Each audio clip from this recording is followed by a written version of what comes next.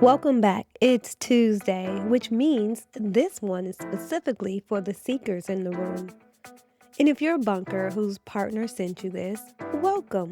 Listen anyway. Understanding the seeker's experience might be the most important thing you do this week.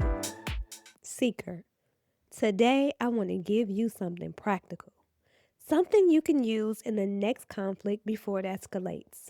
But first, I want to make sure you actually understand why you do what you do. Because a strategy without understanding is just another thing to fail at. And you've beaten yourself up enough already. When your partner withdraws, when they go quiet, leave the room, pick up their phone, or shut down, something happens in your body that is not a choice. Your nervous system fires a threat signal. Not a small one, a significant one. Here's why. If you trace the seeker's pattern back far enough, and I've done this with hundreds of clients inside the inner sanctuary method, there's almost always an early experience of love being inconsistent, unpredictable, or conditional. A parent who was warm and then suddenly cold. A caregiver who was present and then suddenly gone.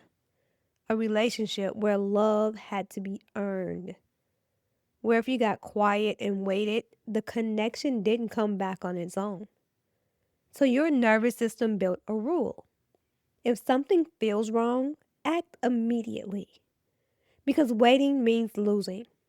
Because silence means the beginning of the end. And that rule has been running in the background of every relationship you've had since. So when your partner goes quiet on a Tuesday night, even if they're just tired, even if it has nothing to do with you, your body doesn't know that. Your body says, this is the silence before the abandonment. And it sends you toward them with everything it has. You're not needy. You're not dramatic. You're operating from a deeply wired survival response that was built to protect you. The problem is, it's not protecting you anymore. It's activating your partner's survival response in the opposite direction. And the loop begins. So, what do you do with all that activation? Because it's real, it's physical. You can feel it in your chest, in your throat, in your hands. The urge to follow them is not just emotional, it's somatic.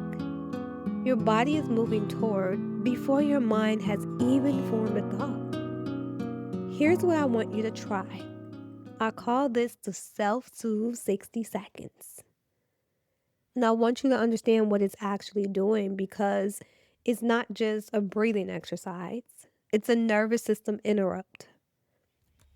When you're activated, you're in a sympathetic state, fight or flight. Your breathing is shallow and fast. Blood is moving to your extremities.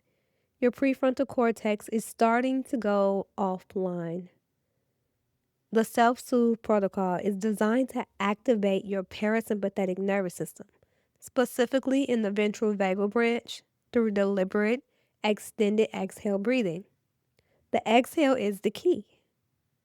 A longer exhale than inhale signals safety to the body. It tells your nervous system, we are not in danger. We do not need to run.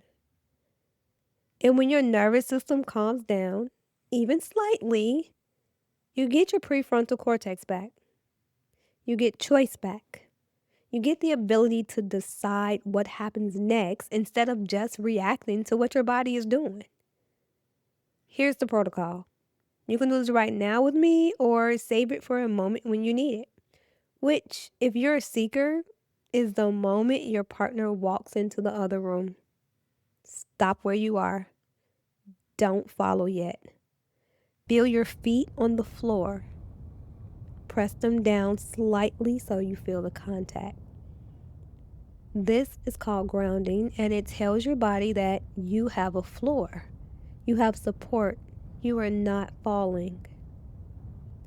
Now place one hand on your chest and one hand on your belly.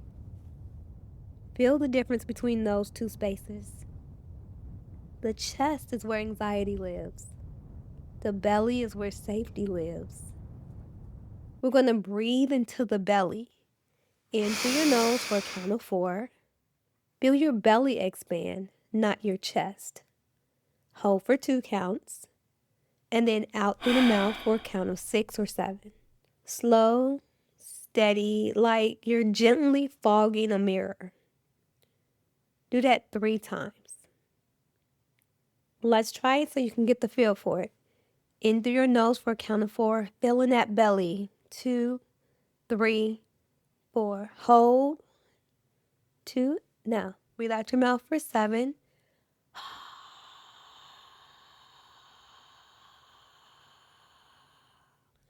Good. In through your nose. 2, 3, 4. Hold. And exhale.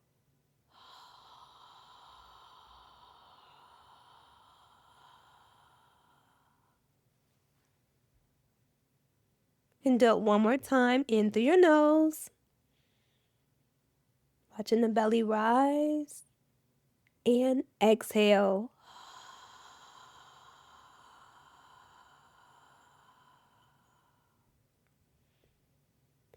Now, here's the addition I want you to make after those breaths. I want you to say out loud or internally one of these phrases. I can tolerate this moment. Space is not the same as abandonment. I am safe right now, even if I am uncomfortable. This is what we call a somatic affirmation, a statement that meets the body's fear with a regulated nervous system signal. It doesn't fix everything. It doesn't make the conversation happen, but it creates a 60-second window between the activation and the action. And in that window, you have the power. That 60 seconds is everything. That 60 seconds is the difference between chasing your partner to the other room and standing in the kitchen, breathing and choosing differently. I want you to practice this before you need it. Do it right now, actually. Even if you're calm, because the nervous system needs to rehearse the pattern when it's regulated so it can access it when it's not. Think of it like a fire drill. You don't practice escaping a burning building while it's burning. You practice it when it's safe so your body knows what to do automatically. And seeker, I want to say one more thing before I go. The goal here is not to stop needing connection. Connection is a biological need. It's not a flaw.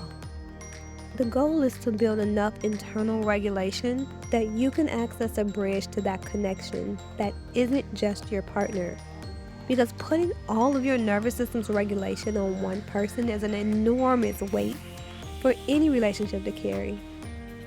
You deserve to feel safe inside yourself, not just in their arms. Grab the free Spiral Reset audio in the show notes. It's the extended version of this practice, and it's designed specifically for moments of high activation. Use it. Tomorrow, I've got a tool for the bunker. See you then.